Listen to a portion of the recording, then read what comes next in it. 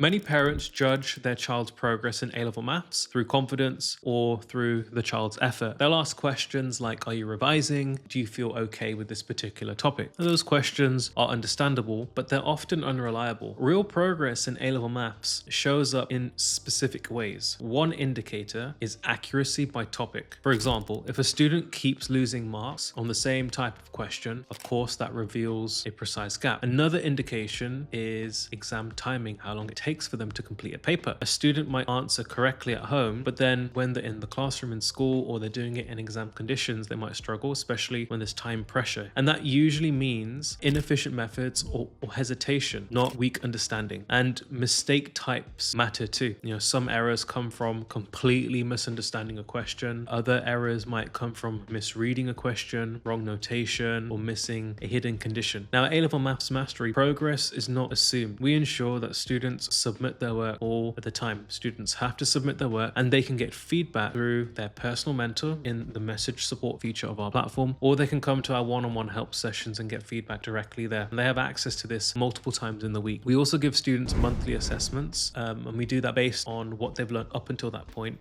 And their assessments are marked by an actual examiner. We give them clear feedback, we give them direction. So now it's really, really clear for them what to do, and the parents are informed also. What happens next is very important. It's then the student's responsibility to act on that feedback. And that's deliberate, because progress will only compound when students engage with the process. Now, this approach also addresses a modern challenge. Many students today are rarely forced to sit with difficult problems. If an answer isn't obvious, there's usually a solution a click away. They'll go on Google, they'll go on ChatGPT, and they are training themselves to not use their brain. In an exam, there's no Google, there's no AI, there's no reassurance. Your child has to figure it out. So students have to be comfortable with being uncomfortable and thinking about how to solve a problem. They have to figure it out. And we deliberately train students to think in that environment. It's not to overwhelm them, but it's to make that feeling familiar, because that's what's going to happen in an exam. This is also why students are trained using a wide range of exam questions from different exam boards where the syllabus overlaps, because maths is maths. The more questions they can do, the better they're going to be. Seeing more maths is just going to make your child a much, much better mathematician and problem solver. And that exposure is a major reason why students improve steadily over time in our process. Now, if you want to understand whether progress is being measured properly, don't ask your child how